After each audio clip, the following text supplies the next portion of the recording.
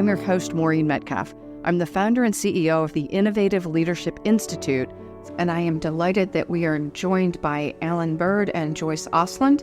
We're going to talk about how significant the issue of global leadership is, and talk a bit about how challenging the work is that we're asking global leaders to do. So what is it about the global context that makes leading globally a challenge? Well, if we had to sum it up in one word, it would be the complexity of it. And that complexity consists of people having to deal with a multiplicity of people and entities. So many of our global leaders don't just work inside their own organization. They deal with governments, they deal with other organizations, sometimes they're both competitors and collaborators. Of course, suppliers, clients all over the world. But they just have a lot of people on their speed dial, and external organizations too.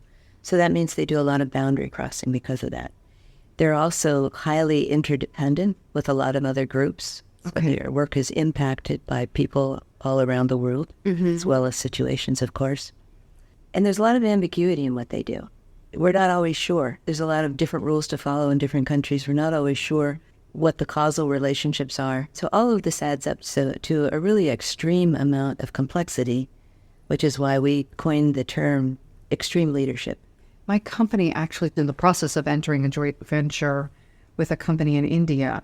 I've been teaching global leadership, but when I actually own the company, I'm starting to realize how personally things like currency fluctuation impact my ability to pay salaries. So everything we had planned is now shifting to how do we run the enterprise, and what currency denomination do we get paid in, and how do we survive that fluctuation and still attend to paying U.S. salaries. These are things I never thought I'd worry about. I was reading a quote just today. No one realizes the true cost of going global. There's all these rules to navigate all over the world. Oh, yeah. To add to that, the level of interdependence is extraordinary. It's not just that there are a lot more people and a lot more organizations to interact with, a lot more regulations, both at home and abroad and internationally.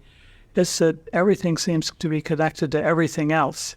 And that makes it really difficult, as Joyce was saying. The ambiguity is challenging, and part of that ambiguity is if everything's connected to everything else, then it's seemingly impossible to know what happens when you pull a lever or flip a switch or push a button, what the downstream effects of that will be.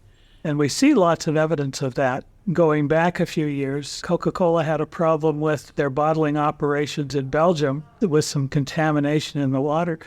Well, Coca-Cola Belgium and Coca-Cola India are completely independent. There's no connection between them at all with regard to the products, but immediately that had an impact on what was going on in India. How do you, as a global manager, anticipate what the spin-off effects or what the side effects will be? And then, even if you can anticipate what the effects might be, which lever do you pull? Which button do you push to move the organization forward? And I would say all of that is made more extreme, more complicated because of what we call fast flux, rapid, unpredictable change. Managers simply can't anticipate where they're going to be, where the company's going to be.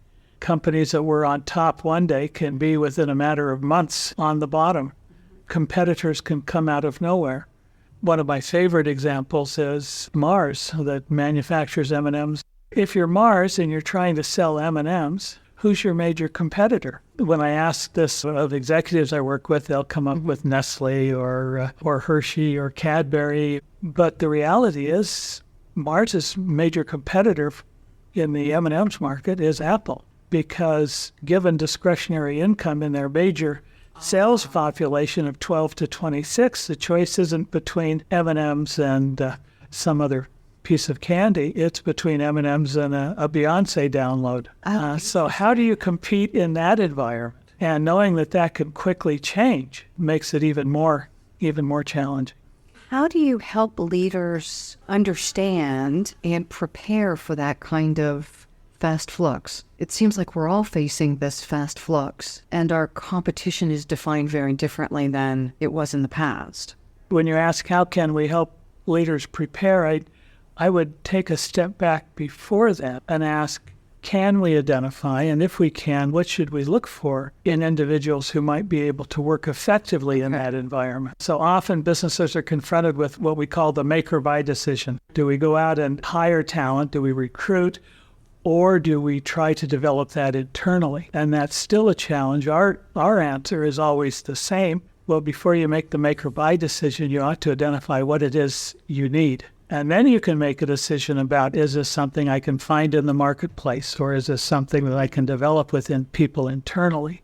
The research that we have done suggests that there are a number of characteristics that we ought to look for in the selection, if you will, and then there are other characteristics that we ought to look to develop. Are there some characteristics you look to avoid? Yeah, there are. We tend not to spend as much time talking about that. Often they appear to be kind of the opposite of what you're looking for. Let me give you an example of one. If I were asked, which is the most important characteristic attribute that a global leader brings to this challenge and will help them succeed, there are many that come to mind, but I would say I would opt for global leaders who have a very deep sense of curiosity, and desire to understand, a desire to know. As I say, there are other characteristics, but that one seems to have an extraordinarily powerful impact, subsidiary effects, secondary effects on other characteristics and attributes they might bring to the challenge. So what else? You said there are hundreds of competencies. Let me start with the how do you sort them first. In my review of these 200 plus competencies that different researchers, scholars, and practitioners have identified, I engaged in a process of trying to sift through them, winnow them down, see if I couldn't find ways to group them, categorize them. I eventually settled on three, we'll call them buckets, three broad buckets. The first is business and organizing competencies, and there are a number of competencies within that, but this really has to do with your ability to lead a business, to run a business, to understand what are the critical issues, the key drivers and the like. The second bucket would be the interpersonal, and included in that the intercultural. How do we manage relationships? And there are some things we know about that and some particular competencies that emerge. And then the third is self-management. How do we manage ourselves? Leading globally is extraordinarily challenging for the individual. The demands on their time. Is it Tina Racing and Jim Ludema at Benedictine have completed a study where they actually spent time with 5 global leaders a week at a time, essentially following them around, cataloging everything they did. And what they found is they spent significantly more time than a typical manager in business. And because of the time zones and distances involved, that longer period of time extends on a daily basis. Essentially, they work much longer hours from earlier in the morning till later at night. So setting everything else aside, the physical demands of that sort of schedule are huge. And then the challenge of tracking and keeping on top of all of these different individuals, different issues, different challenges and tensions has an extraordinary psychological toll, just kind of keeping up with all of that. So managing yourself becomes extremely important, and there are a number of competencies related to that are associated with leaders being effective or ineffective. I appreciate your saying that, because it does, I feel overwhelmed. I should maybe not admit that, but there are just a lot of moving pieces. And as you've said, I'm working with folks in the Netherlands and India, and we're 6 to 9 hours apart. Well, when you're dealing with Europe and Asia and North America or Latin America, then you're essentially operating outside of somebody's work hours, and usually outside of 2 of the parties' work hours. And that takes a toll. This is why one of the instruments that we use to assess people in terms of their global competencies, it has 16 dimensions, but 3 of those dimensions are related to stress. So we are acknowledging that just the physical limitations of a human body are real, and we have to attend to that, not just get over it and mask it until we collapse. You know, if I had to winnow down the competencies, in addition to curiosity, I would also mention cognitive complexity, Okay. which Yeah, that's one of the top ones I look at. global mindset, right? The ability, and it makes perfect sense because if your environment is extremely complex, then the people that work in it have to be equally complex. And then in addition to cognitive complexity, I always think of social behavioral complexity. Acumen, yeah. Well, the ability to code switch and adopt behavioral scripts from other countries in order to make people feel at ease or comfortable. I think we see that that's very important, and we've done a study on expert global leaders, and that's one of the things they talk about quite a bit. And is that things just as simple as observing space and understanding that the human being across the table may see any gesture that I make very differently than I intended? And that it's only Americans that stand about 17 inches, so that the ideal distance is where I could put my thumb in your ear for an American. It's not at all the same for many other cultures. Some are much closer. And some are much farther. Yeah. Okay.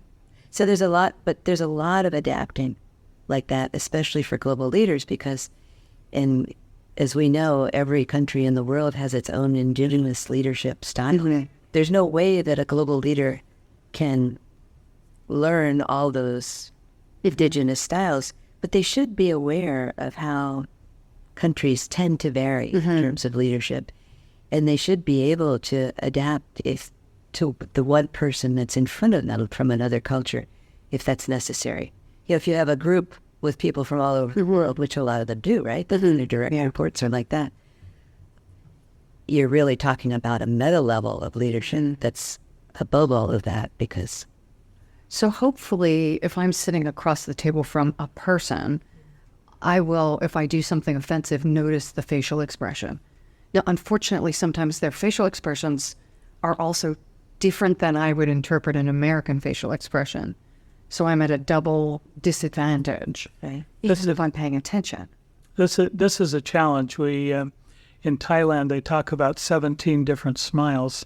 So when a Thai is smiling, which of those 17 is he smiling? Is he smiling at the smile of embarrassment for you? Is he smiling the smile of embarrassment for himself? Is it a smile of happiness? So there's so many different gradations to that. And what we found in the expert global leadership is that those global leaders who were really good at this had exceptional skill at being able to tease out those differences, to notice those differences, and then to accurately determine how to proceed from there. Because it's not just enough to be able to say, okay, I understand what's going on. You then have to, as Joyce indicated earlier, you have to be able to choose the right course of action. What's the proper behavior to respond to that? I'll give you an example of how complicated this can be just in the context of Japan. When I go to Japan, I lived and worked there for 8 years. I one time was near fluent in Japanese and very comfortable moving in and out of that environment. But when I go to meet with the Japanese manager, should we bow? That's the typical way of greeting in Japan. Or should we shake hands, which is the typical way of greeting in the U.S.? Well, I have to think about that individual manager, not just Japanese in general. And I may think, okay, I'm meeting this Japanese, so I'll plan on bowing. But I know that Mr. Tanaka spent some time, working in the New York office, so he's probably going to want to shake hands. But Mr. Tanaka knows that I have spent time, an extensive period of time in Japan, so he may be expecting me to bow. And you can see that kind of ripples through. Usually what happens then is we start to bow as we extend a hand to shake, and we kind of definitely pick up on the cues. The hand kind of recedes quickly as we bow if no hand's coming forward. But that sort of action, which is very small in the larger scheme of things, effective global leaders have to be able to do that. And they have to be able to do it across a range of cultures and a range of contexts where the behavioral requirements and and the appropriate responses change. And that's what makes it so extraordinarily challenging. So as you say that, I met my Indian partner recently, and it was the first time we had met in person after deciding to form a company together. And it was an awkward, like, handshake, hug thing, and neither one of us knew what to do, but it was the acknowledgement that neither one of us knew what to do that made it feel okay. Had it been like, of course it's this, then that would have seemed actually almost power struggle-ish, kind of, am I trying to take charge versus collaborate? It seems like there are a lot of really subtle cues that can be interpreted, again, differently than I intend. And this being male-female dynamics as well, how does gender play into our different cultures? And male-female dynamics across cultures and all of the challenging signals that can generate. So if I am a person who is interested in being a global leader, how would I learn some of these things? As you've said, it's incredibly complex, not only on the cognitive level, but the physiological level and the emotional. I think we're seeing, actually, my center has just done a benchmarking study on university global leadership development programs. So we're seeing many more courses and programs at the university level. Of course, a lot of consulting companies have started to work on this, and some companies have some very good in-house programs. Yeah, but it's also a matter of just continually educating yourself. Because the other competency I would add to it is learning. You have to learn fast, and you have to adapt fast, and you have to keep learning. That's This isn't a thing I learned once. It's not done. There's just, it's the whole world. Hence curiosity. Exactly. Well, especially as we watch what's happening right now on the global stage. Countries in and out of treaties, Brexit in and out, political shifts, major. It seems like how we interact, because politics does set the stage in some ways, that we're continually needing to adjust. I also think we need a different kind of leadership. Okay, so let's talk about that. Well, and you're talking business and organizational, not political. No, not political. I know better. Well, my last conversation was entirely about political leadership. So I just want to clarify. I'm not talking about political leadership. Einstein said, we can't solve today's problems with the same thinking we used to create them. Well, I think it's also, we can't solve today's problems with the same thinking and leadership that created them. Create them, right? Which is why, another reason why global leadership is so important. So many of our problems are global and interdependent in a very strong way. So to go back to the question of how do we develop people, one of the reasons we did this study in expert global leaders was because we wanted to be able to accelerate the development of other people. We thought if we study them, we'll know exactly what they're doing, and then hopefully we can create more of these. Okay. So I'll speak first, but I think we both generally take the same approach. We both use an assessment center approach with our students. We give them a battery of assessment instruments that we know are relevant, and then many simulations where they're given feedback, and they learn to give feedback to other people too. And in particular, everything, I have this global leadership lab that is designed to develop me. So everything I do in there is based on research. Right. And I think that's, again, for our listeners, it's important to know that this is deeply research-based and practical to apply. Right. And then we also do research on the lab. We started it in 2008. We put over 1,200 people through it. Wow. And we have a data base on those people. So it's also a matter of giving them a lot of feedback on their behavior. When they do something that could be offensive or just wouldn't be effective, where they get a do-over. So anyone will call, wait, but do it again. Which doesn't happen with a client. No, it doesn't. With a colleague. It doesn't, but that's the beauty of being able to, to experiment in a lab with your own behavior and get lots of feedback from different people and coaching. Idea. So we see an enormous improvement from the beginning of a course to the end of the course. Okay. We also have a certificate in advanced global leadership, which is for people who are already graduated from college. So it's for anyone really, but it's still based on that same idea. Tremendous self-development. Because they take these instruments, they also do personal development plans, and they email us every week how they're doing on these plans. So There are actually multiple types of global leaders. So let's talk about what those types are. And I happen to have the benefit of looking at the framework on paper. Where did it come from and how do you use it? And then what is it? It grew out of our frustration as we looked at people doing research in this area. The samples that they were studying, the people they classified as global leaders, we found difficult to compare. Okay. They would define them differently. One study, for example, might define global leaders as expatriate managers working abroad. Well, some of those managers might be global leaders, but other managers might simply be doing what they were doing domestically in a different location. And so there was this, how do we compare all of this research that's being done? How do we learn from it as opposed to just one more study that tells us something about a group of people and a phenomena that may or may not have something similar to something, to another group? As we wrestled with that definition, increasingly we found ourselves going back and focusing on the context and saying it seems to be that what is different are the role requirements of these leaders, and that is a function of the context. And what's the context?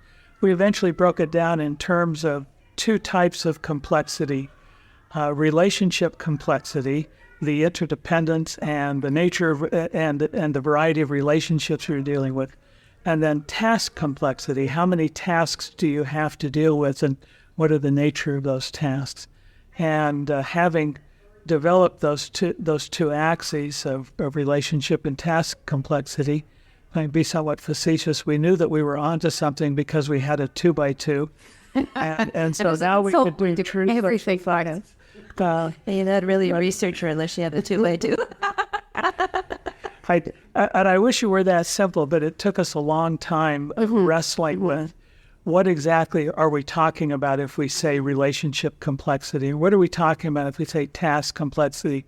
Does this adequately capture the environment? And then if this is the context, and we can talk about a context, say, that involves low relationship complexity or high task complexity, what does that mean? What are the role requirements that a manager might confront, and that would lead to them, being a leader, becoming a global leader in that context? And so it took us about three or 4 years once we started down that path to really settle on it.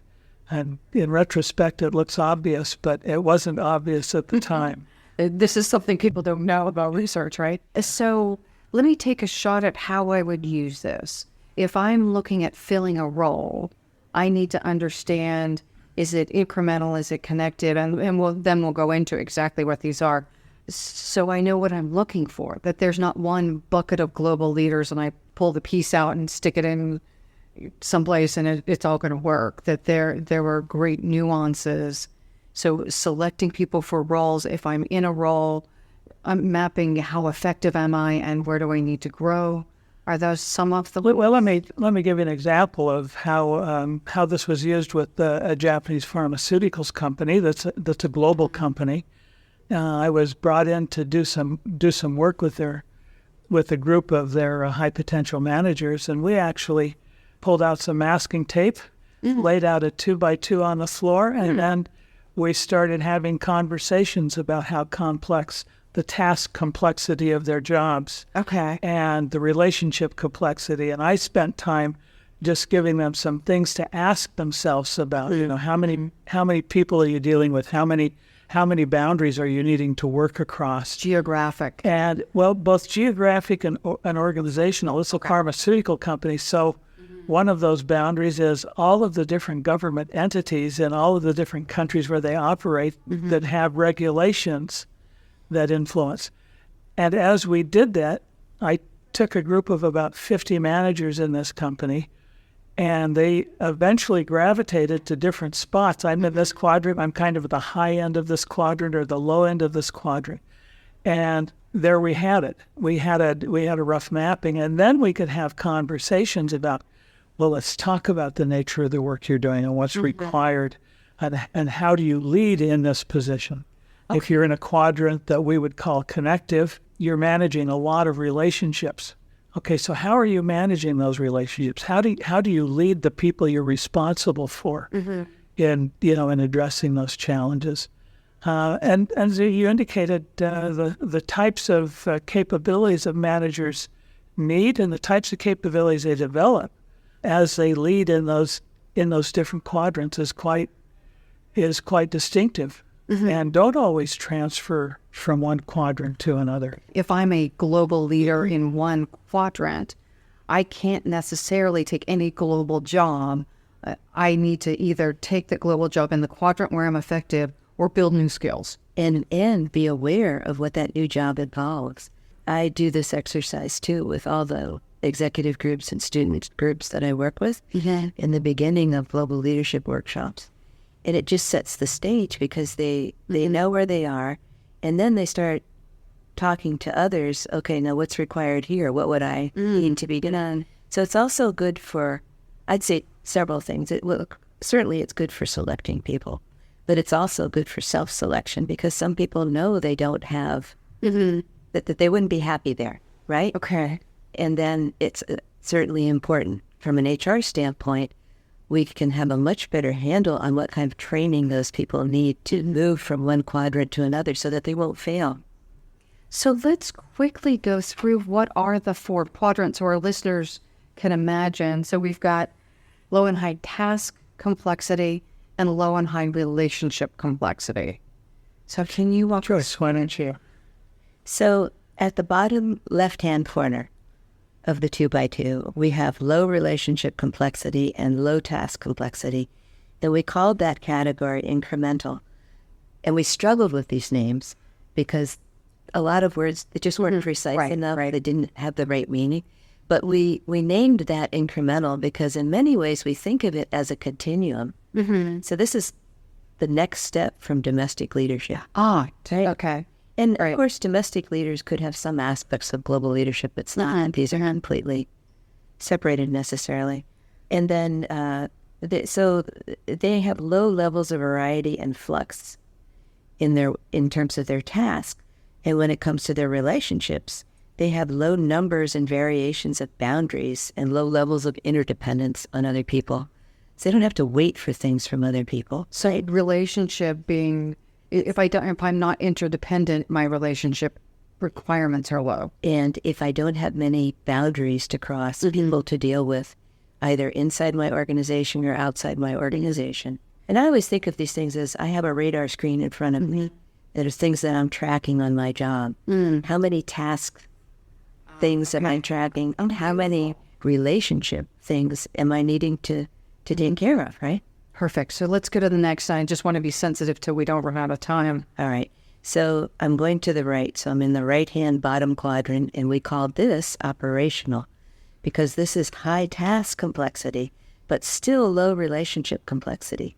So in terms of task, in this kind of a role, you have high levels of variety in terms of the different types of pieces to your job, and they change a lot. There's flux.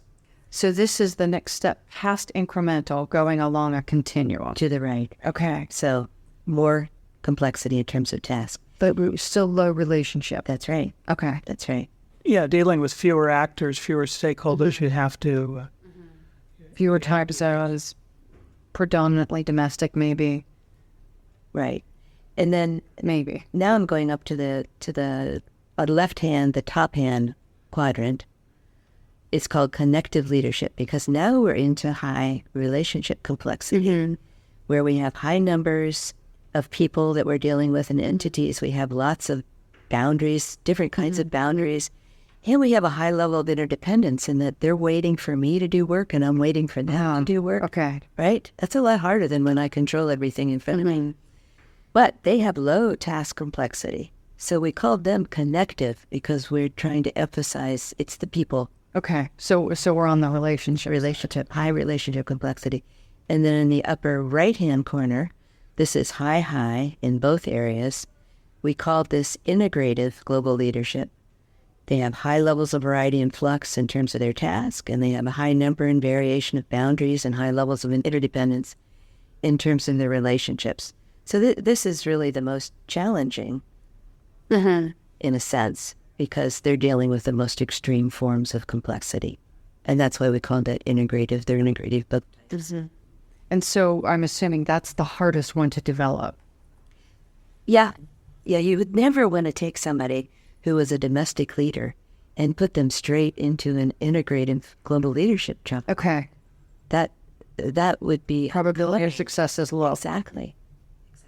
But you also confront a challenge if you have somebody in that connective who's developed a lot of skills in terms of managing the relationships, strong interpersonal skills, strong, what I would call behavioral acuity, able to pick up on, on all of the nuances in relationships. So they're good at that. And you say, okay, let's move you into the integrative quadrant. And now the question is, okay, they were good at all of those relationships. Are they good at handling all of the tasks and the complexities associated with that tasks of a wider variety and a great and far more change in the sorts of tasks they have to address? Maureen, let me give you one example of task complexity, because we have a lot of case studies of people that we've studied. And one woman had to divide an enormous company into two. It had never been done before. There was no way to turn, no one to turn to, because no one had done it on that scale. So at one point, she realized that they were tracking 30,000 different things, and they had to create their own software just to follow all of those things. That's the level of complexity that we're talking about. And so large, complex, multinational, versus there are companies that operate in other countries, but they're not that scale. Yeah. So that, again, the complexity, my little company certainly doesn't compare to GE or Whirlpool or something. The problems are online, so they seem big. But I just hear, but make you feel better. No one would hire me to be the CEO of GE, and that would be just dumb. But if you think about this on a continuum, from where you were to where you're going, the task has become more complex, so you've moved further to the right. If you're dealing with more individuals, more entities, then it's also moving from lower to higher. And so you may be moving in the direction of a greater integrative challenge. And that's the other thing that I think is useful with this typology and this framework, is it allows us to recognize how global leaders have to change. That's a brilliant thing to come to closure on, is having a framework that helps me understand what are the key dimensions, and how do I, as an individual leader, how do the people I'm helping develop, how do we assess them using your robust assessment tools, and then helping them build their plans, whether they're college students, grad students, or senior executives. So how would people learn more about your work? The assessment we use most commonly, in which Allan was instrumental in creating, is the Global Competency Inventory. So Global Competency Inventory, where would someone find that? They would find that at kozai.com. Can you spell? We have a small company, yes, KOZAI Group. And then the name of your book. This book is the Global Leadership, Research, Practice, and Development. And the first author on it is Mark Mendenhall. For our listeners who didn't get the benefit of looking at this matrix, it is published in this book along with just a wealth of other information. I really do encourage you, if you are stepping into a global leadership role or in a global leadership role and wanting to upscale your skills, this is really a very valuable resource. Joyce and Allan, thank you so much. Thank you. Thank you.